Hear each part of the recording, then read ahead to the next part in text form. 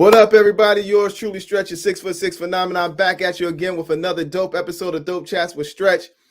I normally have my theme playing, but for some odd reason, I don't know where my theme is at.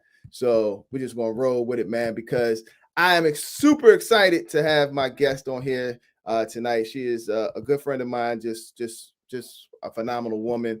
And with that being said, let me give her accolades and her flowers right now. My guest tonight is a young lady who's been doing her thing over in Hollywood and La La Land for a long time, paving the way and just continuing to putting her foot to the pavement to make her voice be heard and her visions come to life. She's an Emmy-nominated writer, producer, and director whose shows have been featured on BT, Netflix, Amazon, and Bounce TV. Such projects like In the Cut, You Can't Hurry Love, Favorite Son, and of course, Stuck With You. She has a dope new project that's about to drop. We're going to talk about that. But in the meantime, I want you to all put your hands together and show some love for the one, the only, Patricia Cuffie-Jones, everybody. Come on now. Yay! Go Stretch! Go Stretch! Go Stretch! What's up, Cuff? How you feel, baby? I'm good. I'm excited to be here with you. We go way back, Stretch. Yeah, we do. We go back to when we were both just young and full of energy and ready to take the world by storm, and we still young. Come on, and take the world by storm. You know? Yes. Yeah. two Baltimore kids doing well. You feel me? Doing all right. So how's everything with you? How's life? Life is good, man. I'm just blessed. I'm blessed to be here. Every day I wake up is a blessing. So just grateful for everything going on right now. Man, I just want to say first and foremost, congratulations to everything that you've been doing. You know, thank you. Like you said, we've known each other. God, but probably I think I moved to LA in 2004, and I think we connected like no 2004. 2004. But I met you before I came to LA when I think I was interning with Dave Talbert and we were doing shows in Baltimore and you were the big time host, you in Egypt. Yeah. I remember. And I think that's when I first met you. Right. And then we moved to LA. We got reconnected when we started working together as assistants. Yeah. Shout out to Dave Talbert. You know what I'm saying? Keeping people connected. You know what I mean? Mm-hmm. But yeah, that's crazy. It's like time flies. Time flies. Yeah. I told myself when I first moved out to LA, I was like, I'm doing 5 and I'm out. Really? I did 5 and I was out. Didn't realize that it might take 10 to really get your feet wet. It's like, LA, it's a different kind of beast. That's for sure. It is definitely a different kind of beast. Yeah, but it's all good. It's all good. So let's get into you. You know what I mean? Like, folks may know you for your writing and for your directing and your producing, but I want to know more about your writing style. Like, what inspired you to become a writer? It's interesting because I feel like writing kind of chose me. Mm-hmm. It was just something that I always did growing up. I didn't realize it was a gift and talent until like my youth pastor, Peyton Gray, encouraged me to start doing plays and things at church because I was telling him I was doing all this writing. And he gave me the platform to, start writing plays. So at 14, I was producing plays, had all my friends, back at the church, Tamia, Takia, Jarmone, Kia, Karina, all my girlfriends and all my brothers and sisters in Christ, just helping me do things on the stage. And I just kept doing that and then really got a hunger for it. And then my friend Jamia invited me to see a Tyler Perry play. Mm-hmm. And strangely enough, like it was my first time at like an urban play because my father used to take me to off-Broadway plays all the time. Right. I always loved theater and thought originally I wanted to be an actress, even though I was still writing, but just didn't know there was a path for it because I never focused on it. Mm-hmm. But I started interning with plays and realizing, man, I can do this. I want to do this. I love the impact of making people feel and think and laugh and the emotions. And I just started putting all my energy towards that. And a writer, I committed to be. So that is like, writing, like you said, writing chose you. Mm-hmm. And so once you got a taste of it, like what kept it going? Like what inspired you to keep creating and keep those stories that, cultivating in your mind to put them on the paper? it was almost like I could not do it, because realizing that it chose me, meaning God made it clear that that was my gift and my purpose, and it immediately became my passion. I kept getting stories and I could not do it. It's like almost like air to me. If I can't write my stories out, then I don't feel good. I get the shakes. Like like I have to do it. It's like somebody that plays ball. It's like I have to ball. I gotta dribble. I gotta, practice it. I gotta do it. So writing is like air. It's my release. It it brings me joy. It brings me comfort. It's just a part of who I am. Yeah. So people ask me all the time, like, well, what's your process? How do you do it? It's like, I just cannot not do it, know? Right. So it's hard for me to explain, but anybody that's passionate about something, you understand it. It's Absolutely. just, it is what it is, It's like your instrument. So you always have to keep it sharp. You know what I'm saying? Absolutely. Like you always have to keep it sharp. Because it's funny because, being a writer as well, like I always try to make an attempt to like journal a little bit, whether it's a passage or like a little poem or I have an idea for something else. I just make sure I keep writing, because if you don't use it, you're gonna lose it. You know what I mean? And you're an author, and that's something I look forward to doing. I have not tackled that lane yet, but I mean that's work in itself. That commitment, the drafts, the pages. Like, I'm proud of you, because that was a huge thing for you, and so that's a thing to do. And the journaling and all that is important, because it's just about continuing to do it. Right. And sometimes you may have to force yourself to do it. It's just the commitment to, no matter what, I'm going to put the time in and I'm going to do this because this is what I want to do. I tell people, they say, I'm a writer. Okay, what have you been writing? Well, nothing. I have all these ideas. Put something down. Right. Just write. Just write. Because it's funny that you say that, because a lot of people always say, they're like, well, how do I do this? I'm like, well, you just write. I mean, there's no right or wrong way of doing it. You know what I mean? Because at least to get it going, because all the schematics and everything, you'll learn that along the way. Yeah. But for the most important part, just right. Just get something down, and the structure and all of that, you can get. And some people like to start with the structure first, and that's totally fine. There are so many books, and I still read books, and there's so many videos and so many blogs and so many places to learn the basic structure of storytelling. Exactly. That if you really want to do it, there should be nothing to stop you worrying about if it's good enough. There's a lot of stuff out that's not great, but it reaches somebody. It speaks to somebody. Your story's for somebody. So sometimes you just have to just, believe in it enough to put the first foot forward. And if you're not a writer and you're like, what? Because the biggest part of writing, I know, is the rewriting, right? Getting, working those drafts in to get it tight and get it right. So if you feel like, okay, I'm not a writer, then connect with, a community of writers that can help bring your vision to life, because it's not everybody's thing to put, the fingers to the keys and bring it to life. But there are a lot of wonderful visionaries with stories. Connect with a dope writer that can help bring that thing to life for you, because it's better to put your time and energy towards what you're passionate about than trying to force something artistically, just my opinion. But, creating and art should be something that is fun and brings you joy and brings you release. And,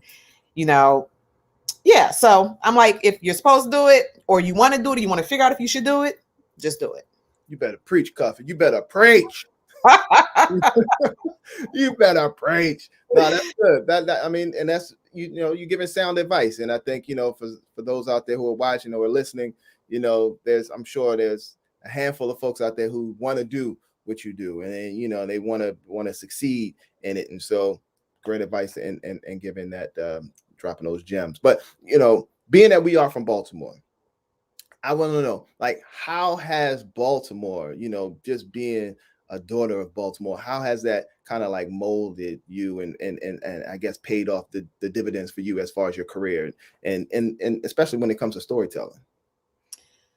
Wow. Well, I think I was exposed to a lot of theater in Baltimore.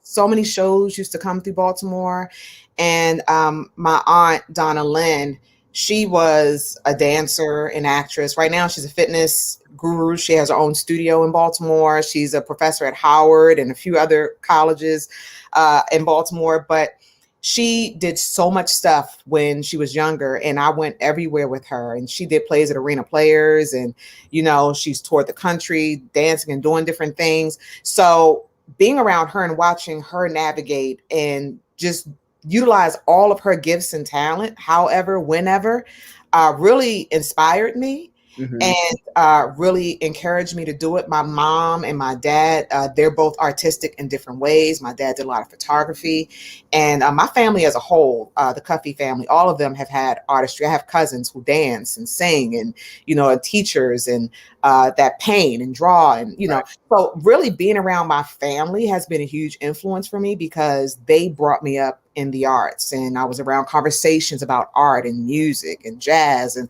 all of that stuff. So it's really just being around my family that was also brought up in Baltimore, and the richness of the culture in Baltimore, just depending on all that you're involved in. Mm-hmm.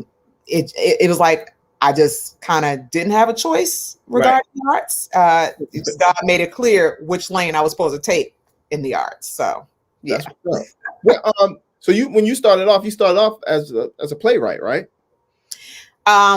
Yes. Well, I was writing, but I also wanted to act. I thought that was the path, but really that ended up being just the door that God opened to lead me further into my writing and to really get me out in LA. Right. Because at the time, my first big acting gig came from me just interning with different plays that came through Baltimore and the DC area. And I was doing that interning because I wanted to learn about theater. I wanted to get my foot in the door. I just felt like that's where I was supposed to be. And then, I did a lot of interning with Dave Talbert. When he came in town, my first internship was actually with Tyler Perry, and his team gave me my first shot. And every time Tyler Perry came in town, I was interning with him. And I just was exposed to theater. And then I met Chuck West, who is a giant of a producer for television and film and theater.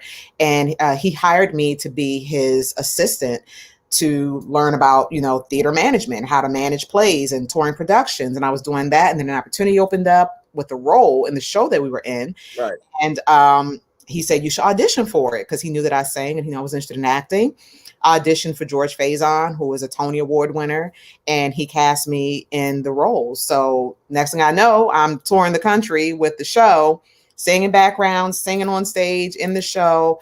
The show co-starred Stephanie Mills and BB Winans. Wow. I was going crazy. I played Malik Yoba's fiance. Come on now. It was so much fun. Like literally we played like the biggest theaters around the country. And at that time, plays were really hot and the circuit was booming. So it was just so much fun. And I learned so much because I was on stage and I was learning the business behind the scenes. Like Chuck West taught me so much about the business of theater. Yeah. And although I've never toured my own shows, once I moved to LA, once the tour ended, I started doing my shows up in black box theaters, and I had a 9-to-5 job for over 13 years. And I used that money to pay my rent, my bills, and to invest in myself to do theater work. So I was renting out theaters, talking to other artists and actors who believed in me, who came on board to help me do my productions, and just wonderful people that help and be a part of my team.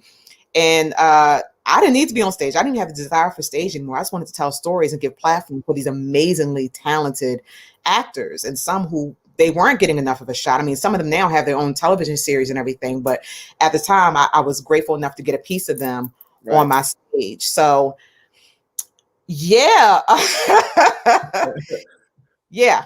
No, yeah. And it's been a journey for sure to get here, And it's funny as you mention it, I instantly go back because I was there along with you on that journey when when I thought I wanted to be an actor, you know what I'm saying? I was like, I'm doing radio out in LA. I was like, I want to get into this acting business. I was still trying to do some stand up, and I was like just trying to figure out my lane. And so, like be in my place. I was like, hell yeah, because it was good. And I thank you because it was good practice. You know what I'm saying?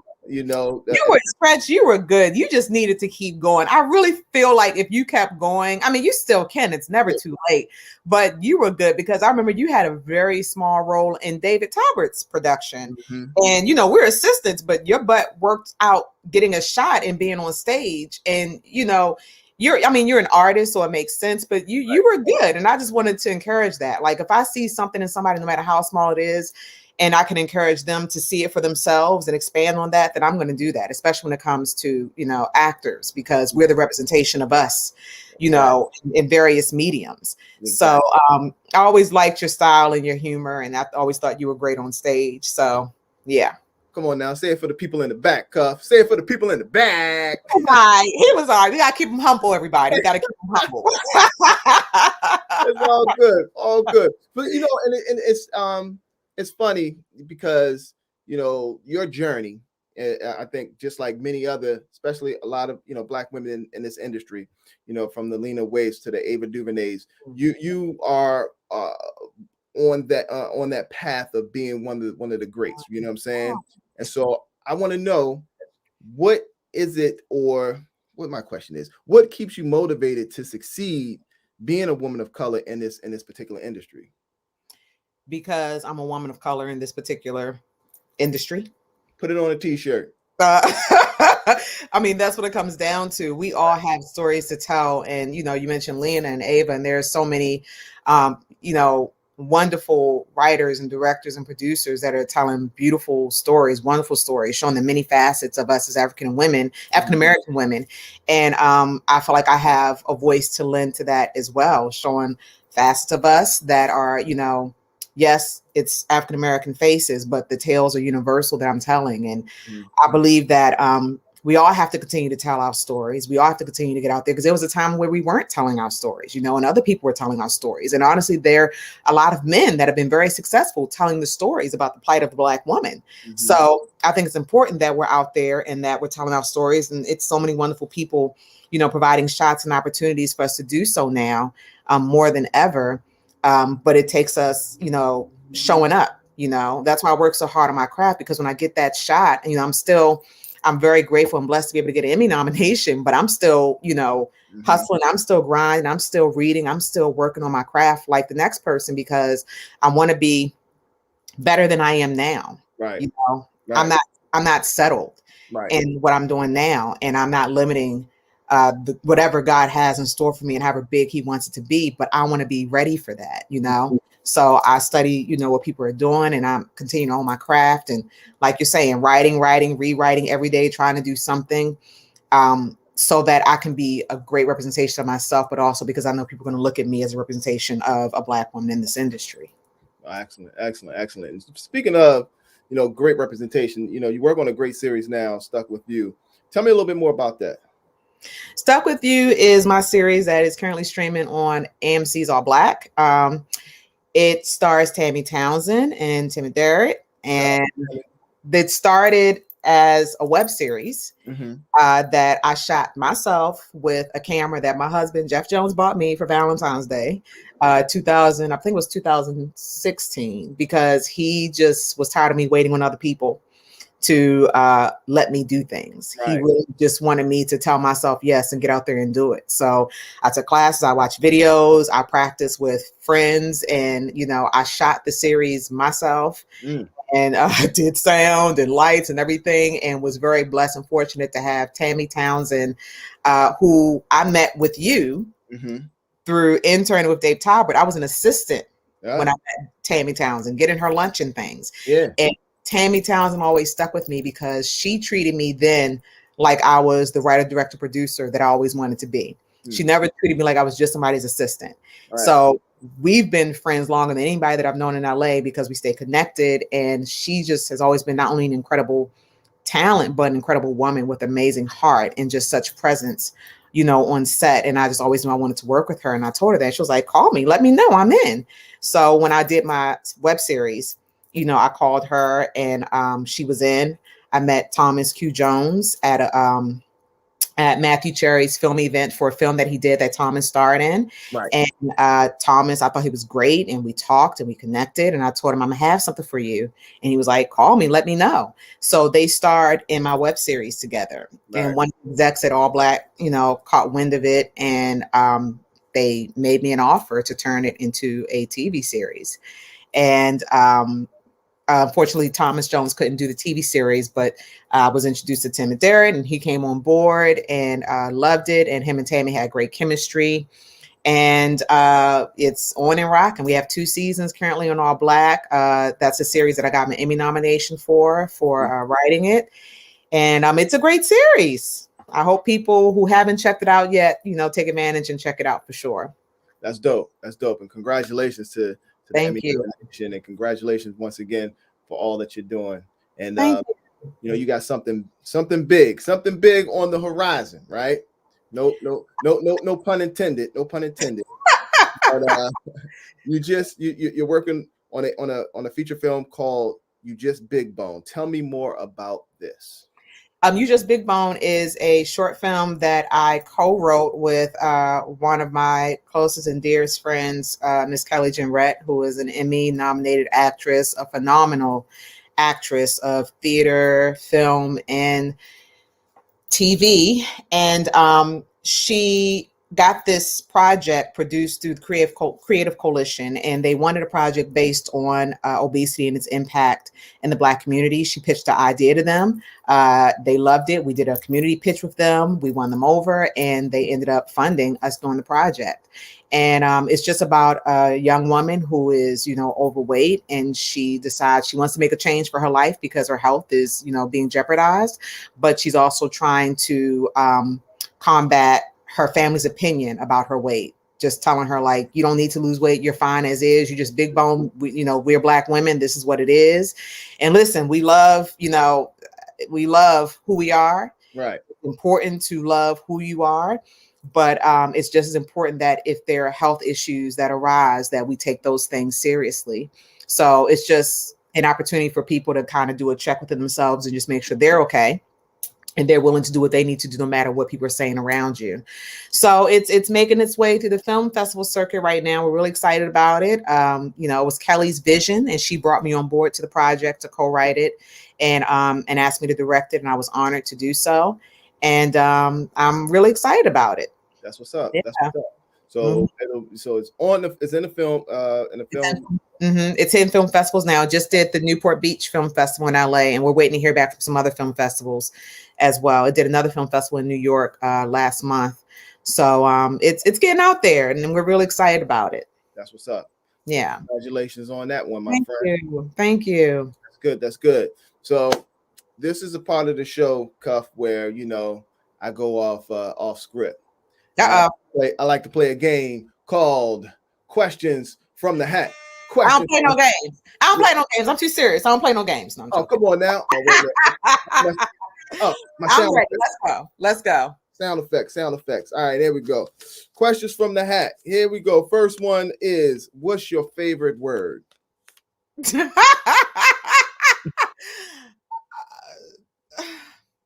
Yes. Hey. I'm a creative. I'm out pitching all the time. So in my business, a great word to hear is yes. There you Would go. you do this role? Yes. Would you like to buy this project? Yes. Yeah, I'm with you. Yes. All right. Next question. Oh, okay. Favorite thing to do on the weekend? Oh, chill with my kids and my husband. Family time. It is stress-free. They make me laugh. It's just fun. It's nice. I enjoy family time. I can dig it. Yeah. Shout out to my man Jeff. Jeff, what up? Yes, amazing husband. Yeah. What's your favorite all-time movie? Well, that's a hard one. I don't have just one. Well, give me your top 3. Ooh, I don't even. I mean, I'm gonna go off the cuff. This may not be like the top 3, but just some that come to mind. I love More Better Blues. Mm-hmm. Mahogany. Oh, Mahogany. Mahogany. Hey, mister. I'm my old man back. Whoa. I love Loving Basketball. Yeah. I love Raging Bull with Robert De Niro. Yeah. I also love old black and white films from the 30s, like Stormy Weather, Cabin in the Sky. So it really depends on what kind of mood I'm in, I guess. Yeah. But also I just love stories too. So yeah. That's dope. Mm-hmm. Boom. What piece of advice did someone give you that still resonates with you today? Ooh, that's a good one. I may not remember who said this, but I can tell you one thing that was said to me that I never forgot is sometimes you got other people tell you no. Don't tell yourself no. So meaning sometimes you have to take a risk on things. Sometimes there are things that we don't try and we don't do because we're afraid of the no's we're going to get. Right. But sometimes we tell ourselves more no than the other people may do, you know? Right. Like everything that I've done, I want to be able to do it without the help of people that volunteered and helped with my shows, amazing actors that, you know, said yes from when I was a teen to now. But I had to step out on faith with a lot of things and really trust that this is what God has for me and knock out the noise and cast down imaginations and say, okay, you know what, I'm going to ask or I'm going to try. And I had to say yes to myself first sometimes to get another yes. And sometimes you're still going to get a no. Yeah. But at least I know, you know what I mean? I don't have to sit and wonder, right, man, what would have happened? Nothing's worse than a shoulda, coulda, woulda for something that you could have done, you know? So, yeah. Cuff, you dropping that. You dropping it tonight, Cuff. You know what I'm saying? Come on. It's easy talking to you because you know the journey. Yeah. Like we were on it together. So you know the struggle can be real, but you know what happens when you continue and when you endure and just follow whatever path you're supposed to be on, you know? I mean, you're a hit author, you know, but back then who would have known that was, you know, going to be a part of your path. Exactly. You know? Exactly. So, and I think it's funny too now because especially as we still in the, you know, in the state of a pandemic and things of that nature where people were confined to their homes for a period of time. Mm-hmm. So it gave people, and I think it should have given people an opportunity to kind of like reset and focus and figure out, okay, I've been wanting to do this. I've been wanting to do that. So you saw that happen with a lot of people starting. A lot of people not even going back to their regular jobs. They're like, I'm going to open up my own. I'm going to do this. I'm going to do that. And, you know, and it's good to have, you know, some, I guess, mentorships, but also have a good ground in the sense of how to build for whatever it is that you want to do. Right. Yeah. And, I think a lot of times, like you said, sometimes we immediately tell ourselves no. So therefore we sabotage our dreams and our aspirations. And so never tell yourself no, but, you know, because you always have to keep those doors open for that opportunity to present itself because, you know. Or weigh out properly what you tell yourself no to. Like if you shouldn't have the extra slice of cake, then tell yourself no. Yeah. But when it comes to an opportunity or risk or something that's really speaking to you, you know, we can't let fear stop us. Yeah. Because we might be limiting what God wants to do for us. Yeah. You know? But it comes from knowing what you should be doing and where you are. And that just comes from some, you know, I mean, it's hard for me to say certain things because for me, everything has been God led for me. Right. So I was comfortable having trust at times where other people might have wavered because I knew what God had for me. He opened up doors that I couldn't open up for myself, opportunities that I couldn't open up for myself. I mean, even from me meeting Dave Talbot to Tyler Perry to interning with them and the jewels that I've learned just working with them as far as the business is concerned, those things happen because of God telling me where to be, when to be, and me randomly running into these guys during their biggest shows, you know, at times where they're hard to reach. I was able to not only reach them, but they saw something in me where they said yes to me when I asked. Right. And after that stretch, I knocked on every door of every show that came in town. And I interned with so many people. But I had to take that first step. I had to take that first leap of faith. I had to be obedient to what the Spirit was telling me to do at the time. You know what I'm saying? Right. So it just, you know, I'm grounded in my faith and that's what sustains me. But I'm just a strong believer that people really just have to, you know, one, just be equipped for whatever it is you're trying to do. Continue to hone your craft and things you want to do, and just be prepared because sometimes it takes some risk, and a lot of times it will take time, and we have to be patient. But you know, also too, Cuff, that speaks to your resiliency, your tenacity, and your hunger to want to achieve the goals that you had set forth for yourself. You know what I'm saying? Because there are many people, and we know this, true and true, who would have given up, who would have just said, forget it. I'm gonna just go ahead and just, work this 9 to 5, and because I'm not getting the results or the responses that I needed or wanted back from whomever. But you didn't. You know what I'm saying? Like you said, you stayed the course. Let God lead you, and look where it led you now. You an Emmy nominated writer, son. But it took a long time. I've been out here for 17 years. You see what I'm saying? So it didn't happen overnight, but not a moment was lost because I was enjoying the journey. It was about the journey. It was about the process. I don't put down anybody that's working a 9 to 5 job. I worked my 9 to 5 job for 13 years while I ran my production company.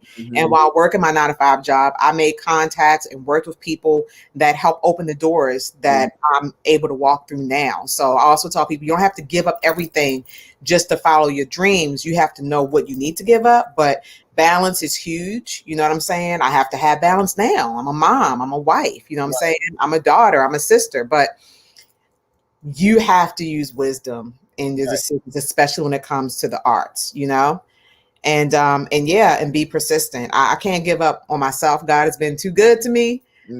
He's proven and shown me too much. I've seen too much. I've had a chance to taste and see. I have no reason to give up now. I just want to get strong and better, Stretch. So I'm ready for whatever's next. You know what I'm saying? I'm with you. And shout out to that 9 to 5 because they allowed us to rehearse plays. You know what I'm saying? Listen, and you never know where the support system will come from. Like my old boss from my 9 to 5, Wendy Saunders, who was still just a friend, but she believed me even then. She never missed a show. Right. The time that I met her, she never missed one of my shows. Sometimes my shows was just filled with a part of the people when I first started out with people from my job. From 9 to 5. I teach Zoom. I'm a Zoom instructor. I haven't taught in a few years, but man, I was teaching for several years and my students will come out and support me, like just love and support. So when the industry didn't know my name, I was still reaching people and touching people's lives and impacting people. And that's what it was for. I was creating for the people. Right. That's why I didn't realize it was a gift and a career and all that stuff. Like I was just creating because that's what I'm created to do. You know what I'm saying? So, man, I'm glad I know you, Cuff. I'm glad I know you, Stretch. I'm proud of you, man. Listen, Stretch, you have been doing so much, and I've been seeing you do nothing but elevate in everything that you're doing. And like you said, that's a beautiful thing. There are a lot of people that they don't do that. Some people, they leave LA and then they feel like just everything is over. And you left LA and then still continue to go up notches and do things that some people in LA aren't even doing. Right. Like I tell people, like, be a beast wherever you are. You don't have to be in LA to be killing it. Nah. Be a beast in where you are. And then maybe the opportunity will open up and LA will come to you, or you'll make that move. But don't wait to get out here, then kill it where you are. And it's funny too, because I think a lot of times when people go out there, or whether there or New York, we were young, you know what I'm saying? So we were 20 something years old. I didn't have a care in the world. All I knew is like, I just wanted to do this, and that. But I didn't know the steps on how I was going to get to this, that, and that. So, you live life, and life throws you a bunch of things. And it's all about how you just, take it all in and assess and make the proper measures that it takes in order for you to grow as a person. And I think, living out there and then living in New York and then coming back, into DC has definitely shown me a lot, and it helped me grow as a person, more so as a man. But then, as a creative too, it's just like it's phenomenal. But we still grinding, and we still trying to get to the as Dr. King said, to the mountaintop. Listen, and you got to have a community to get there. Like shout out to my manager, Kim Annual. She came into my life and she's been managing me for over a year now. And I've been praying for a manager and thinking that first moved out here, I'm like, oh, I need a manager to make it. But God opened a lot of doors and allowed me to do things, on my own without representation at all. But when the time was right, he opened up the door, and my god sister, India, introduced us on a professional level and just opened up that door, and God brought into my life at the right time because of my career started elevating. I started doing films, and I wasn't doing films when I first met. It was just a desire. And in 1 year I booked 2 films. So it's like, God will give you what you need at the right time. And you just have to be patient, because if I thought I was a failure because I didn't have representation, I wouldn't have kept pushing on. But I got gigs working on shows and writing and getting my own stuff produced, Jesus was my agent. You know what I'm saying? I was walking in faith and believing in myself, you know. Jesus on the main line. Jesus on the main line. Listen. And I'll tell him what I want, but I definitely found out what he wants from me. And I think that's part of the growth and opportunities, you know? That's what's up. Hey, here's the last question. What's the most memorable moment of your career thus far, besides knowing me? I know, Stretch. I don't know how to top that. I mean, I would definitely have to say the Emmy nomination, because, you know, I'm not one to enter a lot of contests and different things because I'm very weird about my art kind of being judged, because when I'm telling the story, I know it's the story I'm supposed to tell no matter what.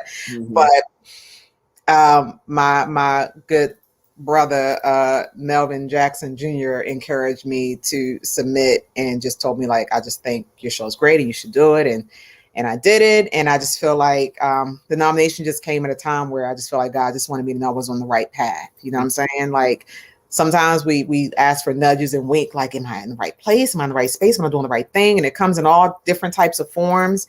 And I was actually in a good place when it came. But when it came, I was just like, wow. Right. Well, like, for a show that I created, you know, for a show that I wrote, for a show that I was able to get up and produced, you know, without representation, because, you know, I believed in myself and put it out there. And then people came to me, the opportunity opened up for me. And from that, professionals in our industry said that I was worthy of an Emmy. I was nominated because they felt like I was worthy of an Emmy. And that just meant a lot to me. And I was just grateful to God. I was grateful to my husband, who believes in me and gives me the time I need to write and breathe and be, and just encourages me in my art. I was grateful to my kids, who let mama do what she do, to my friends that, you know, say yes to me every time I want to do a table read out of the blue or have an idea for something I want to shoot or do. I was just grateful to God. I haven't made it yet, but it's just that positive notch along the way, you know? No, I can dig it. Well, you know, that's a great way to end this thing right here tonight, man. And Patricia Cuffie-Jones, I want to thank you. I want to thank you for being a part of Dope Chats with Stretch. Thank you for asking me. The platform is all yours right now, so I'm giving you the chance to just shout out everything that you want to shout out, plug what you want to plug, let everybody know how they can follow you and how they can get down with all the good things that Patricia Cuffie-Jones is doing. Man, well, follow me at P Cuffie-Jones on Facebook and Instagram. You know, I currently have my film Twice Bitten, my feature film directorial debut, Twice Bitten, starring Lisa Ray and Lettucey, and that's on BET Plus right now. I have my series Stuck With You that you can check out on All Black, along with some of my earlier plays that I did. I was very fortunate and blessed to produce a few plays on the large stage. And I just have some great stuff coming out. You know, some films that I'll be going into production with next year, and just some other stuff that I'll be sharing soon. So please follow and keep up with me and what I got going on. I love support and I love positive feedback. And most importantly, I just love encouraging people to just, you know, keep going at their dream and not giving up, you know, no matter what age, no matter what stage, we got to keep going, Stretch. No doubt. Well, Cuff, I thank you again for being on. Much love to you. Much love to the family. Tell Thank Jeff, you. I said what's up. Kiss them babies for me, and we'll get up soon, because I'm sure I'll find my way back out to LA sooner than later. Or I may get out there to you, so we'll talk and make something happen. Word up. And I appreciate you so much for your friendship, and thanks again for being on. Absolutely. Thank you, Stretch. Take care, Stretch people. Dope Chat family. Yo, that's my girl, Patricia Cuffie-Jones, just hanging out with me again on Dope Chats with Stretch. Thanks again for hanging out with me as well. Be sure to follow me on Instagram, Facebook, and Twitter at StretchG, or you can always follow me at DopeSense76 Media. Thanks again for hanging out tonight. Enjoy the rest of your evening. Have a dope time, and we'll do it again next week with another dope guest right here on Dope Chats with Stretch. Peace.